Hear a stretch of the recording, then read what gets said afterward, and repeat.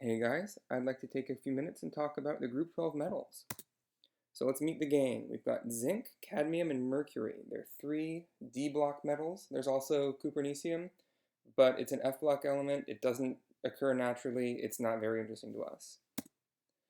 Currents and uses. So zinc is produced from sulfidic ores. It's the fourth most commonly used metal. Mostly it's used as a galvanizing anti-corrosion agent in things like stainless steel and pennies. And it's alloyed into industrial metals like brass and bronze. Cadmium is produced as a side product of zinc production, shows up in the same sulfidic ores. 86% of it is used to make rechargeable NiCad batteries, and it's also used for electroplating, and it's got some niche uses like nuclear control rods. And the mercury is produced by roasting cinnabar. Mercury compounds are used in electronics manufacturing and compact fluorescent lights, but generally, if there's a suitable alternative, it's used because mercury compounds are toxic and hard to work with. The group 12s form binary compounds. Zinc and cadmium form binary compounds in the +2 oxidation state. Mercury is largely non-reactive, but it forms some compounds in that state. Zinc forms binary compounds with lots of stuff, almost all the metalloids and all the non-noble nonmetals. And then its oxygen group 16 compounds have semiconductor properties, which are important. And then zinc oxide, which is one of those, is a white powder. It's an amphoteric salt.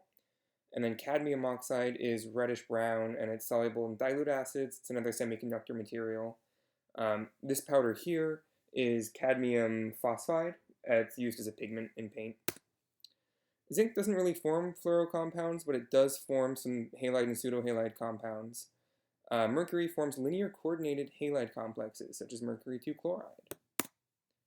Zinc usually forms tetrahedral complexes because of the octet rule, but it can also form octahedral complexes, such as its hexaqua zinc aqueous compound. It behaves like a hard acid, and cadmium coordinated complex behave like a soft acid. In terms of organometallics, organozinc is used in the Rifromatsky reactions, which it's kind of like a worse Grignard reagent, to be honest, before Grignard reagents were used. Dimethyl zinc and diorganic zinc are used in semiconductor vapor deposition techniques. And then diethylcadmium, dimethylcadmium, synthesized, not that useful. Organomercury exists mostly to poison people. It shows up in tuna and things like that. Thiomerzol is an exception. It's a useful medical preservative in like flu shots, where it's very helpful. Thank you. Chemical highlights: zinc phosphide is really good at solar panel development, hopefully thin film photovoltaics, and cadmium and mercury are really toxic.